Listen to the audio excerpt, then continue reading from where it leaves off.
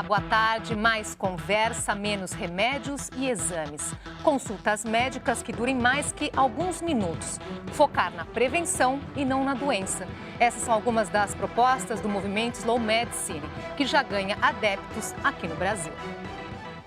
Em tempos acelerados, a proposta de uma medicina sem pressa. A ideia realmente é resgatar a relação médico-paciente e colocar a tecnologia diagnóstica no seu verdadeiro lugar, que é a complementação desse contato, desse relacionamento do médico com o paciente. É tudo o que Ellen quer. Com ela, as consultas são bem diferentes. A consulta é bem rapidinha e às vezes nem ouve tudo que a gente tem para falar. O que a Slow Medicine propõe é um resgate da medicina tradicional, daquele antigo médico da família que ouve, observa e humaniza sua relação com o paciente. Faz a diferença do médico chegar e te ouvir face a face, você transmitir aquilo mesmo que você está sentindo. Para os defensores da medicina sem pressa, um atendimento mais individualizado poderia até mesmo baratear os custos da saúde. Não seriam pedidos tantos exames desnecessários, nem prescritos tantos remédios. Este médico acredita que um exame clínico criterioso pode diagnosticar até 70% das doenças. Quanto mais conversa, menos exames. Tem que se valorizar a consulta médica em detrimento de exames complementares. Se o SUS paga menos de R$10 por consulta e paga R$1.000 por um exame, ele já está falando o que ele quer que se faça, que se peça exames e que não se atenda o doente. Então, a gente fala que o número de exames pedidos é proporcional à ignorância médica no caso. E para falar sobre as práticas integrativas da medicina, recebemos o gerontólogo Fernando Binhardi, coordenador do Centro de Ecologia Médica Florescer na Mata, e o clínico geral Kazusei Akiyama, pós-graduado em medicina preventiva. E você também pode participar aqui da nossa conversa através de perguntas e comentários pelo Facebook e também pelo Twitter. Boa tarde, obrigada por estarem aqui hoje com a gente. Boa tarde, muito obrigado. Começamos nessa reportagem mostrando esse movimento chamado de Slow Medicine, medicina sem pressa. Vou começar explicando o que significa isso, nesse caso, medicina sem pressa. O que é não ter pressa aí? A medicina sem pressa é a tradução que foi dada para o português, do movimento que está acontecendo mundialmente, que chama-se Slow Medicine.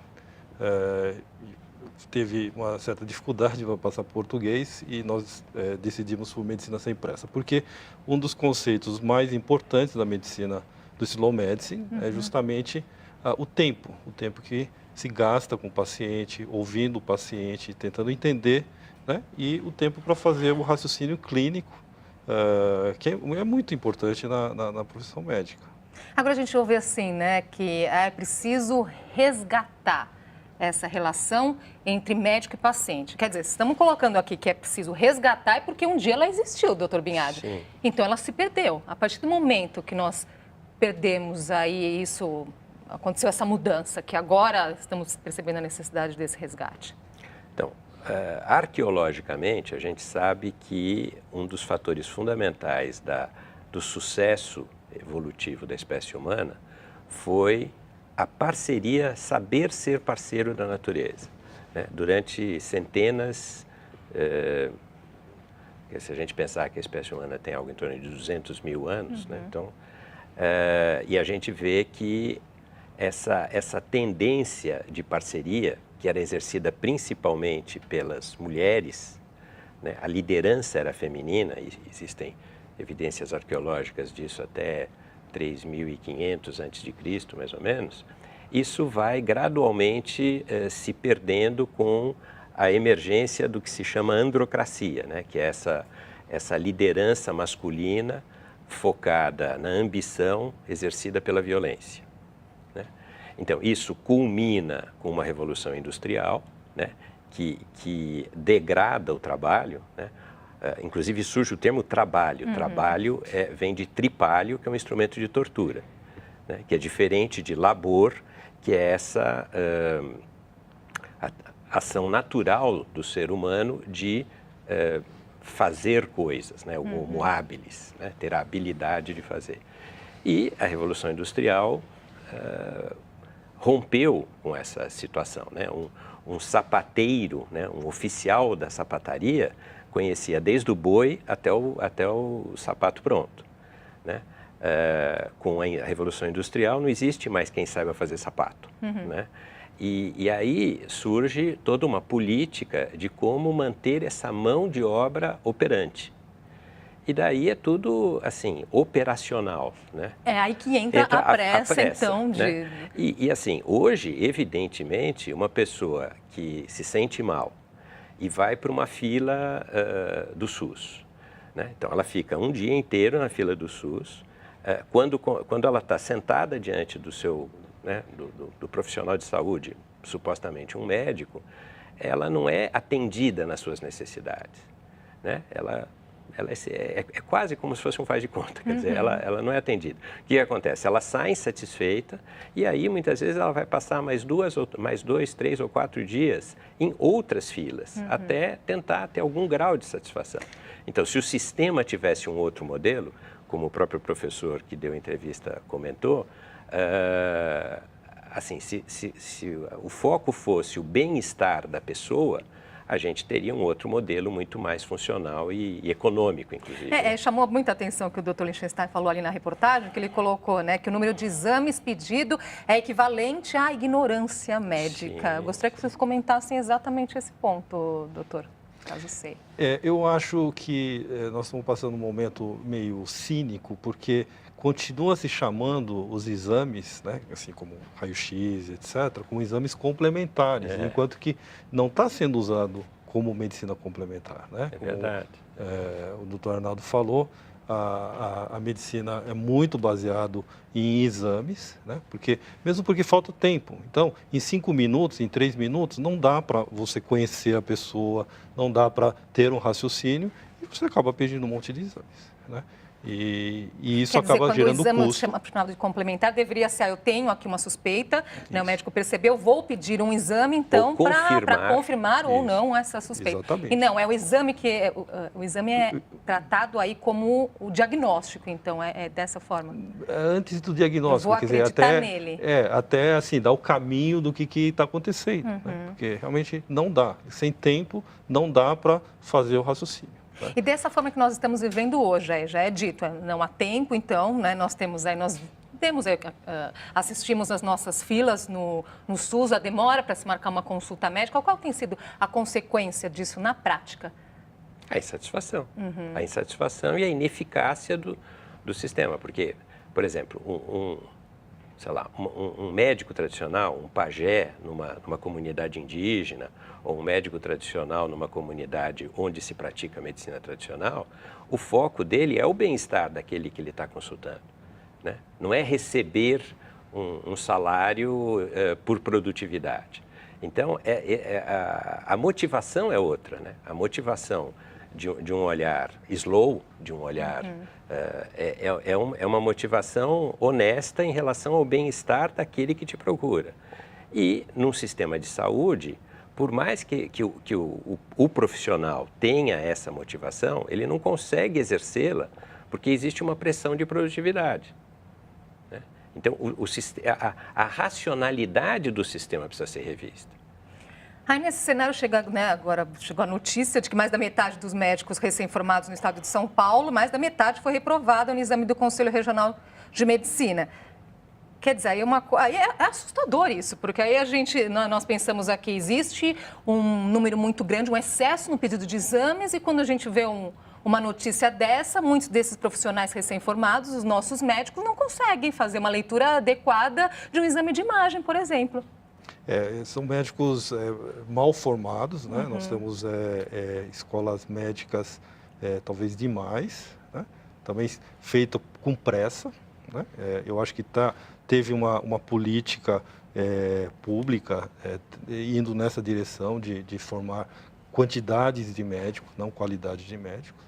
E a outra questão que a medicina sem pressa prega é justamente o respeito que você deve ter com relação ao ser humano que está na sua frente, né? Quer dizer, em 5 minutos não dá para você entender o que ela quer. Então, você não consegue ter uma conversa, você não consegue compreender.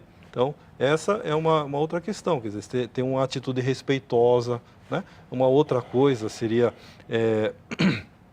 compreender os valores da pessoa, né? E tentar respeitar esses valores, que pode ser diferente, não é igual para todo mundo, né? Isso precisa de tempo.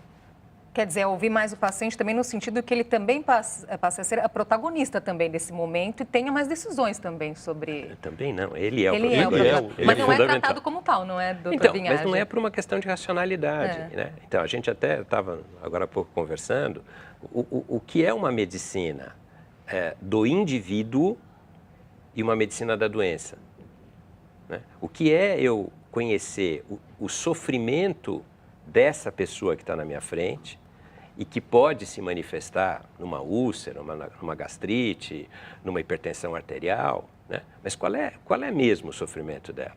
E como é que eu vou me tornar parceiro desse sofrimento? É diferente de eu fazer um diagnóstico de uma doença, uma hipertensão arterial, e daí essa pessoa deixa de ser importante, porque a partir daí eu vou usar o saber prescrito, então. Né? Então, vou dar um medicamento para aquele diagnóstico, o protocolo vai ser daquele diagnóstico e assim por diante. Então, eu perco o contato com a pessoa.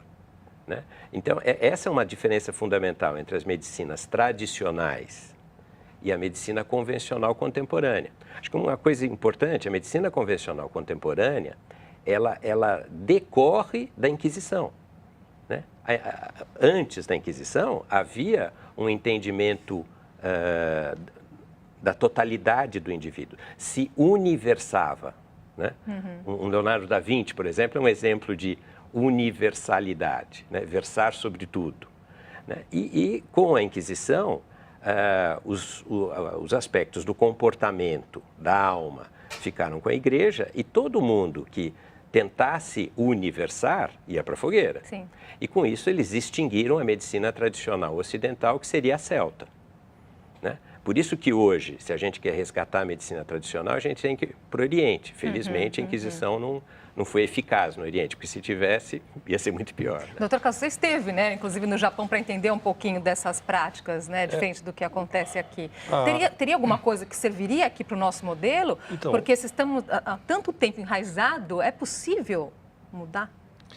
É preciso mudar. Eu acho que esse movimento, o que está acontecendo mundialmente, são sementes pequenos, né? Mas que acho que assim, esse modelo, né, convencional, cartesiano, etc., né, da base de produtividade foi importante até um certo momento. Então, por exemplo, nós temos na história do Japão um aspecto interessante e bem evidente quando aconteceu isso, né? Porque a medicina tradicional japonesa, ela existia uma medicina tradicional japonesa até a Revolução da Luz, que foi em 1800 e meados, quando o Japão se abriu para o Ocidente e ocidentalizou.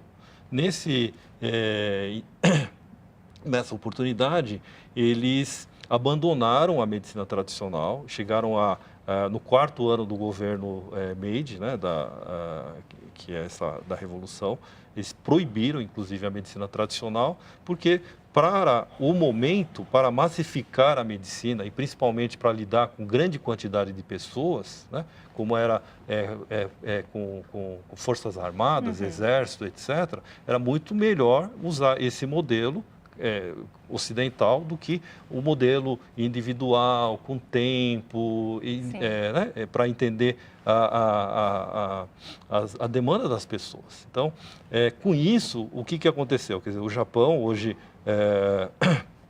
é um grande país, assim, uma potência, e foi provavelmente importante, né, para conseguir chegar nesse ponto. Só que lá também você acaba praticando medicina de 3 minutos. Lá fala em medicina de 3 minutos, não é nem de 5. E... Basta ver o processo de trabalho, né, que são submetidos também as exatamente, pessoas como o doutor Fernando acabou de falar, quer dizer, para você voltar a fazer o sujeito ser produtivo e voltar à linha de produção. Agora, por onde começar essa mudança que é tão necessária? Vocês estão colocando aqui, há necessidade de mudar, não é que é possível, mas é necessário. Por onde começar? Como implementar um modelo como esse, então, dessa medicina sem pressa em larga escala, num Então, país com as dimensões como o nosso. Então, acho que tem duas pontas, no meu ver. Né? Uma ponta é a educação. Né? Então, as pessoas precisam ter a oportunidade de ter consciência de que é possível uma medicina mais, pasme, humanizada. Né? Eu acho um absurdo, né, você pensar numa medicina desumanizada, mas você precisa humanizar a medicina porque ela se desumanizou, certo? Então, assim, eu acho que a população como um todo, nós precisamos ter consciência do nosso direito a uma medicina que nos atenda como seres humanos que somos. Então, número 1. Por outro lado, eu acho que a academia, as instituições precisam fazer uma revisão da sua racionalidade. Por exemplo, o Ministério da Saúde tem, muito fragilmente, buscas de revisão de racionalidade. Né? Com a introdução das práticas integrativas e complementares, com a oficialização, isso já é um movimento nessa direção. Mas, assim, falta, por exemplo, uma ficha de paciente que tenha um caráter universal, que possibilite um trabalho epidemiológico, por exemplo, de avaliação dessas várias práticas. Sim. Né? E experimentos. Por exemplo, nós tivemos a oportunidade de oferecer no município de Embu das Artes um curso de formação de monitores de meditação, em 2010, mais ou menos, e que, de lá para cá, vem se colhendo os frutos dessas pessoas que foram formadas lá. Então, esse experimento, que foi patrocinado pelo Ministério da Saúde, já tem resultados e hoje a gente vê a meditação oficializada no SUS. Né? Então, eu acho que é um passo a passo. Mas eu acho que um aspecto importante é a revisão da racionalidade, tanto de nós como usuários do sistema, que precisamos ter mais consciência, falar, eu preciso ser atendido como pessoa. A formação do médico é do paciente também, que tem que mudar o comportamento do paciente. Estamos tantos anos aí que muitas vezes vai até o médico, nossa, mas me pediu poucos exames, de tanto que estamos acostumados achando que é esse pedido de exame que vai dar. O legal é pedir exame. O que precisa mudar é realmente assim, é o paradigma disso tudo que está acontecendo. Quer dizer, é um movimento não só de médico, de paciente, mas de toda a sociedade, né? A sociedade toda tem que pensar como é que quer fazer, porque provavelmente o que está acontecendo com essa medicina apressada, né? Quer dizer, nós estamos fazendo mal para o paciente, né? A gente não escuta direito, muitas vezes o procedimento médico não é o que ele quer, né? É muito medicalizado, quer dizer, os tratamentos são muito à base de medicação e não de mudança de comportamento ou de hábito, etc. Né? Já falamos da quantidade absurda de exames, todo exame, né? Qualquer exame que faça, mesmo exame de sangue, todo exame tem um risco. Né? Então, se fosse uma coisa assim, de radiação, por exemplo, né? Então, você está tomando radiação, não é verdade? E com isso, uma das preocupações do Slow Medicine é justamente o mal, né, que a medicina, da maneira como está sendo praticada, está fazendo para o paciente. E também tem outra coisa, né? A questão econômica também, que é justamente assim, quer dizer, você está gastando recurso num lugar que talvez não precise e talvez vai faltar no lugar que vai precisar. Vamos deixar essa questão econômica, então, para o próximo bloco. Tá bom. Até já.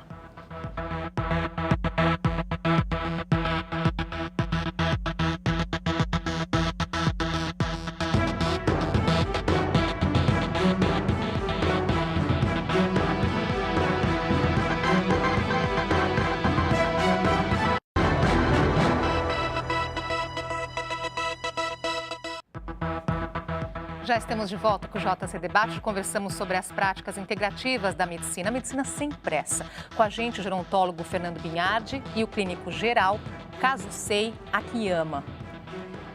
Nós terminamos o bloco anterior falando que essa mudança da relação médico-paciente, investindo em uma medicina sem pressa, também teria um impacto no custo da medicina, diminuindo os valores, então. De que forma isso é possível? você tem tempo para pensar, você pensa direito, certo? Simples, muito simples. Quando eu me formei em 80, então estudei durante os anos 70. Eu só podia pedir exame depois que eu tivesse uma hipótese diagnóstica. Eu tinha que ter conversado com o paciente, examinado o paciente, feito propedêuticas, auscultado, percutido, etc. E eu tinha uma hipótese diagnóstica. Eu acho que essa pessoa tem pneumonia. Bom, se eu tiver dúvida, porque assim, se eu percuti, se eu auscultei, eu tenho quase certeza, né? Porque tem determinadas, eu não vou falar os nomes técnicos, mas dá para você ter certeza. Mas se eu tivesse alguma dúvida, eu podia pedir um raio-x.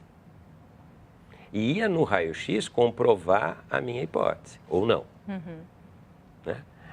Isso se perdeu. Né? Se perdeu. Eu mesmo aprendi também que o exame mais importante era o exame clínico. Clínico, né? isso. Inclusive o professor dos grandes professores falava, você faz o exame clínico direito, você tem 80%. O que é esse exame clínico direito, É a doutor? entrevista, né, que é a anamnese, que é chamado na medicina, e depois o exame físico.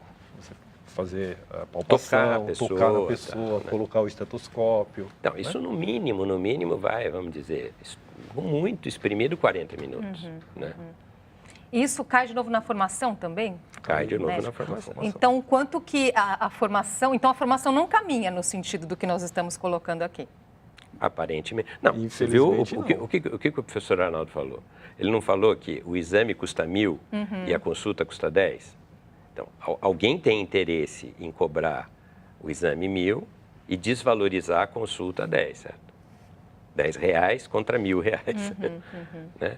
Então, existem forças que estão direcionando esse paradigma, né? De desvalorizar o homem, o médico, o profissional, né? E o paciente, em última instância, e valorizar bens.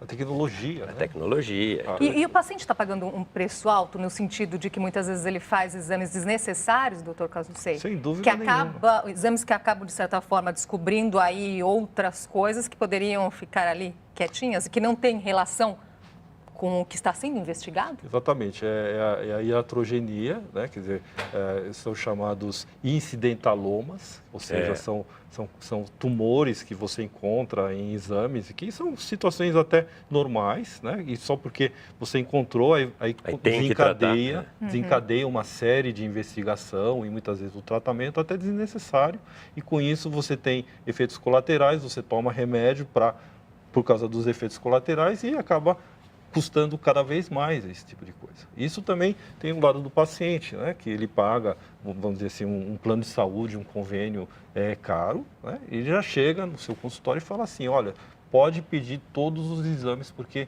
eu pago X, Y, Z. Meu plano cobre tudo isso. O plano cobre tudo isso. Mas, na verdade, ele está pagando isso. Quer dizer, ele está fazendo com que o plano de saúde seja cada vez mais caro também. Né? Aliás, plano de saúde é um contrassenso, né? Porque o plano não é de saúde. É um plano de doença. Eu estou pagando com a certeza de que um dia eu vou ficar doente e vou poder usar aquele investimento que eu estou fazendo. Para tratar da minha doença. Então, a gente lançou recentemente um plano de saúde, onde você paga mensalmente para mudar de estilo de vida. Né? Para você ter assistência de profissionais que vão te ajudar a comer melhor, a fazer atividade física, a lidar com o estresse de outra forma, a fazer meditação e etc, etc. Então, se você toma consciência de que você é responsável pela sua saúde, a sua saúde é só um reflexo do seu estilo de vida. Então, quer dizer que é necessidade, então, de mudar esse olhar para promover a saúde, não olhar para a doença. Isso, esse é um conceito muito importante também, né? Muito caro, a medicina sem pressa também, que é a visão da saúde, né? Quer dizer, é o conceito positivo, né, da coisa, né? Porque, por exemplo, atualmente, mesmo no conceito da Organização Mundial de Saúde, né, saúde é entendido como ausência de doença, ausência de problemas, né? E a gente não quer ver dessa forma, a gente vê de uma maneira positiva, não de não ter doença, mas de ter saúde. Por isso que a diferença ter entre bem-estar, né, a prevenção da doença, né? Não a prevenção, mas sim a promoção da saúde. A gente hoje, em algumas organizações, está criando a figura do monitor de bem-estar. Né? A gente forma os líderes da organização e os capacita a serem multiplicadores de recursos de bem-estar. Né? Então, para você ter saúde com bem-estar, porque eu posso, por exemplo, ter hipertensão, tomo um esquema medicamentoso e a pressão normaliza, mas você continua doente. Sim. Então, né, como é que eu faço para ter saúde, ou seja, não ter hipertensão, com bem-estar, me sentindo bem? Né? Vamos terminar então com uma dica para as pessoas que estão nos assistindo no sentido do que é ter o que uma consulta, uma boa consulta deve ter, né? Que ele vai naquele profissional, as pessoas estão tão acostumadas com todo esse pedido aí de exames, a que ela deve estar atenta para ter a certeza de que foi bem atendida? Eu acho que, antes de mais nada, que o médico escutou, né, direito a sua demanda, não é verdade? Porque eu entendo que, afinal de contas, a razão de existência do médico é justamente o paciente. Se a gente não escuta direito ele, por que a gente, no que nós estamos fazendo, não é verdade? Doutor. Eu acho que, no mínimo, olhar. Né? E tocar, né? Porque olhar, hoje o que a gente vê também é que isso muitas vezes olhar, não acontece. Tocar e apreender, né? Estar aberto para. Quer dizer, não dá para ficar lá. Esse é um outro ponto, né? Quer dizer, é mais importante preencher ficha, Sim. porque o sistema, né, exige que você preencha a ficha, do que se relacionar com a pessoa. Então, o fundamental é relacionamento. Acho que são 2 pontos. Relacionamento na hora da consulta e tomar consciência de que a doença é só uma oportunidade de ter bem-estar e se realizar, né? De reencontrar o propósito da sua vida. Mudar hábitos. Mudar hábitos. Então, assim, isso seria, se as pessoas que estão nos ouvindo, né, tivessem essa possibilidade de reconhecer que a doença sempre acontece como uma evidência de que você perdeu o rumo da sua vida, isso já teríamos ganho nossa vinda aqui. Muito obrigada pela participação de vocês aqui hoje com a gente. Até uma próxima oportunidade. Vou deixar aqui também para quem quiser conhecer mais do trabalho do Dr. Binhardi, o florescernamata.com.br. E quem quiser saber mais também sobre o movimento Slow Medicine, também está na tela, slowmedicine.com.br. Muito obrigada pela presença. Obrigado. Até uma próxima. Obrigada pela sua companhia e uma ótima tarde para você.